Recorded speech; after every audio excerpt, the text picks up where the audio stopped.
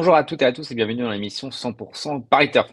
On va analyser ensemble la réunion du dimanche 16 mars sur les programmes de Saint-Cloud. C'est une réunion avec un programme alléchant, avec notamment le prix Exbury, le premier groupe de l'année en plat en France, et trois listed avec probablement des ambitions classiques pour la plupart des concurrents. Et pour analyser cette réunion, j'ai fait appel à Florent Béas. Bonjour Florent.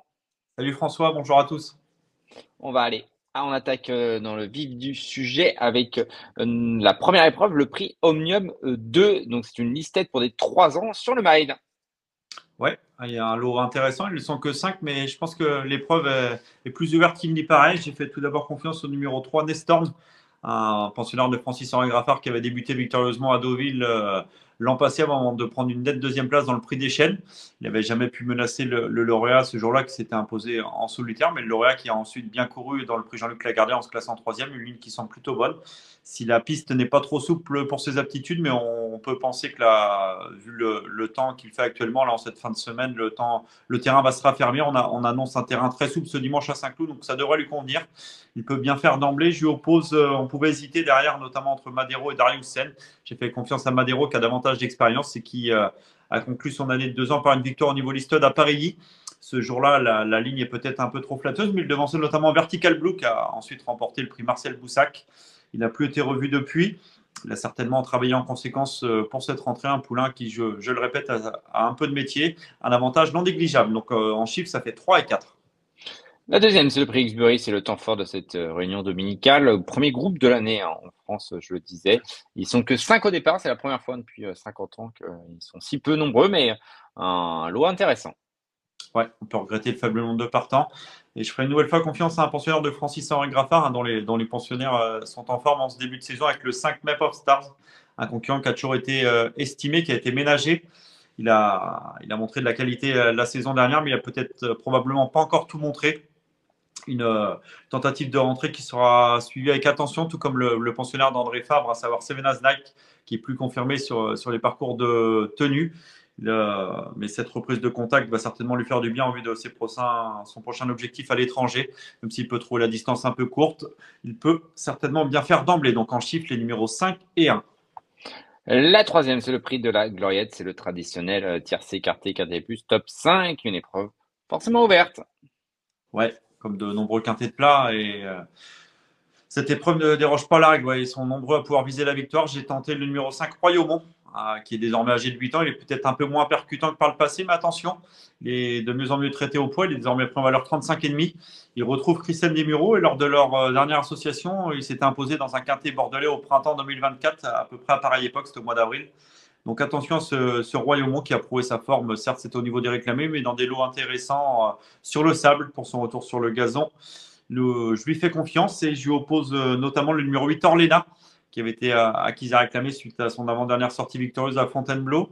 Elle a bien couru depuis dans un handicap. Elle a probablement les moyens de bien faire au niveau quintet. Sa forme ne fait aucun doute. On fait appel à Christophe Soumillon. Attention à elle. Donc en chiffre, ça fait le numéro 5 et 8. La quatrième, c'est le prix Tertullien. C'est un maiden pour des 3 ans. Un médaille intéressant, des concurrents qui ont laissé entrevoir des moyens à l'âge de 2 ans, notamment le numéro 6, Spanish Brissel, qui a bien débuté sur le sable. On fait appel à Christophe Soumillon. Il devrait rapidement ouvrir son palmarès et pourquoi pas dès sa rentrée. Et un autre poulain qui m'avait bien plu à 2 ans, le 4, Darcy Crête, un pensionnaire d'Alain Couetil, qui avait pris une bonne deuxième place sur cette piste de Saint-Cloud. Des choix en cas prélude face à un pensionnaire de Monsieur Devin qui a confirmé en s'imposant lors de sa deuxième sortie, New Ground. Donc deux poulains qui devraient rapidement ouvrir leur palmarès et semblent en mesure de jouer un premier rôle dès ce dimanche. En cible, ça fait 6 et 4. La cinquième, c'est le prix Camargo, une listette pour des femelles de 3 ans. C'est le mile également, 1600 mètres. Oui, dans cette course, je fais confiance à Laine Dupré-Hérode, une listette qui s'était disputée mi-novembre sur cette piste de Saint-Cloud. Ce jour-là, Glamis Road s'imposait, Iron Bird terminait au troisième rang. La distance était de 1400 mètres. Je ne pense pas que les 200 mètres supplémentaires devraient déranger ces deux pouliches. Elles ont toutes deux montré des moyens, elles fait preuve de régularité à 2 ans. Elles sont endurcies et peuvent espérer bien faire d'emblée dans cette liste. Donc en chiffres 6 et 8. C'est la sixième, c'est le prix François Maten, une listed également pour des hongres et des mâles de 3 ans, 2100 mètres, c'est un peu plus long. Oui, une liste qui sera suivie avec intérêt. On retrouve plusieurs poulains qui ont des engagements classiques dans cette épreuve. Une liste très intéressante et je fais confiance au numéro 6, Instant Fragile, qui est invaincu en 2 tentatives à 2 ans. Il avait laissé une impression favorable lors de ses débuts à Paris avant de confirmer au niveau listed à Borelli dans le prix de la Hante. On semble un poulain qui possède d'évidents moyens. Il est rallongé pour l'occasion, mais cela ne devrait pas le déranger. On espère le voir réaliser une très bonne performance pour avoir éventuellement des objectifs classiques par la suite. Et un autre poulain a laissé une impression favorable. C'était lors de ses débuts, c'était sur PSF, le 7 User, un frère de l'excellent Sosie, le lauréat du Grand Prix de Paris et 4e de l'Arc l'an passé. Ce User semble estimé fort logiquement par son entourage.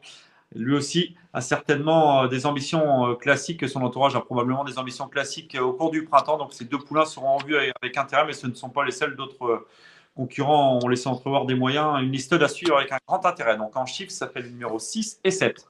La septième, on descend de plusieurs étages, c'est l'handicap seconde épreuve 2400 mètres, le prix de la gaillarderie.